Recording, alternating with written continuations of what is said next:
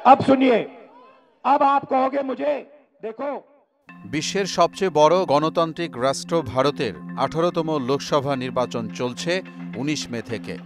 ইতোমধ্যেই প্রথম 2 দফার ভোট গ্রহণ সম্পন্ন হয়েছে।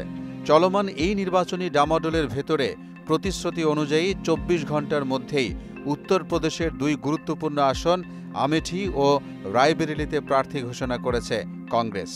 ওয়েনারের পাশাপাশি মা সোনিয়া গান্ধীর কেন্দ্র রায়বেরেলি থেকে এবার লড়তে দেখা যাবে পুত্র রাহুলকে। দীর্ঘ জল্পনার পর শুক্রবার 3 মে সকালে কংগ্রেসের তরফ থেকে কথা জানানো হয়। সিদ্ধান্ত হয় মনোনয়ন জমা দেয়ার। এ সময় রাহুলের সাথে থাকবেন সোনিয়া গান্ধীও। 2019 সালে এই আসন থেকেই জিতেছিলেন সোনিয়া। তবে ভোটে দাঁড়ায়নি প্রিয়াঙ্কা গান্ধী। শুক্রবার 3 মে পৃথক প্রতিবেদনে এই তথ্য জানিয়েছে বার্তা সংস্থা রয়টার্স এবং সংবাদ মাধ্যম এনডিটিভি। এনডিটিভি আরও জানিয়েছে, আমেঠি ও রায়বেরেলি আসনে গান্ধী পরিবারের সদস্য রাহুল গান্ধী ও প্রিয়াঙ্কা গান্ধী প্রার্থী হবেন বলেই দীর্ঘদিন ধরে জল্পনা ছিল। তবে শেষ মুহূর্তে এসে মিলল বড় খবর। এবার চেনা আসন আমেঠিতে দাঁড়ালেন না রাহুল গান্ধী, তার বদলে মায়ের আসন রায়বেরেলি থেকেই লোকসভায় প্রার্থী হলেন তিনি।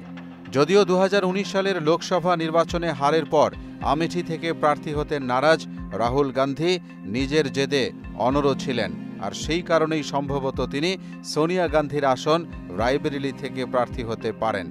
সেই জল্পনাই সত্যি করে আজ কংগ্রেসের প্রকাশিত প্রার্থী তালিকায় দেখা গেল রায়বেরেলি থেকে লড়ছেন রাহুল।